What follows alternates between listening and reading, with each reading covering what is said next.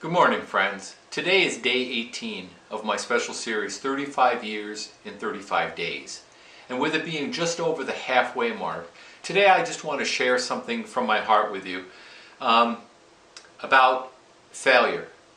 I know that doesn't sound like the most exciting or attractive video blog, but if I'm going to look back at the 35 years that I've had as a professional photographer, I would be very remiss if I didn't talk about some of the things that I had done, failures that had really shaped my experience over these 35 years. I think I mentioned in a previous video that owning a business was a journey of self-discovery like none other. You see, at the end of the day, I was responsible for everything. I didn't just go to work and expect the corporate office to take care of things. During the slow season, it wasn't that I would go to work and still collect a paycheck.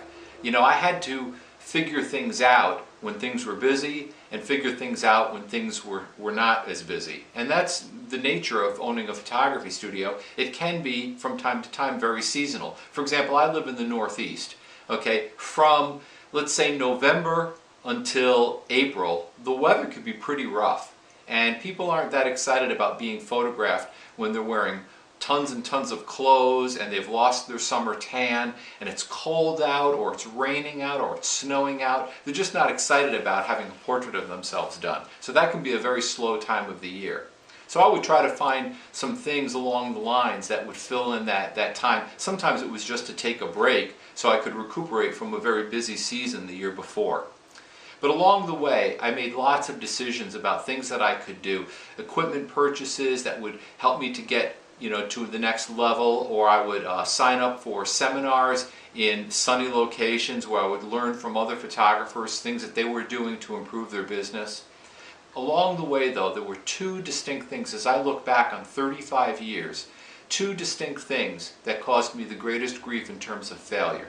And they were mismanagement of money, in other words, spending money on things that I really didn't need, but thought that if I invested in this, then I could do this and this and this and this, but that never happened. And so I've made a lot of mistakes in that regard. The other mistake that I've made that is really kind of embarrassing to admit, but why not, is with my mouth. There have been so many times when I've said the wrong thing to the wrong person at the wrong time in the wrong place, and I've really lived to regret it many, many times. You see, owning a business also can get you puffed up. Give you a feeling like, well, I'm in charge, I own this, I can do this, I can do that. I don't have a higher level accountability. Well, actually I do. But you don't think about that. Sometimes you can get so filled with yourself that you think you can do whatever you want whenever you want. And as life would have it, I got slapped down enough times where I learned my lesson that it's better to zip the lip than to just say what you're thinking. I guess that comes with maturity too. But that's an area that I've done a lot of work in, and hopefully I've made some improvements. Anyway, what about you? What about in your career? What areas did you fail, and yet through that failure really learned a valuable lesson that catapulted you to the next level? I hope you'll share that with me, okay? And we'll see you tomorrow for day 19. Take care.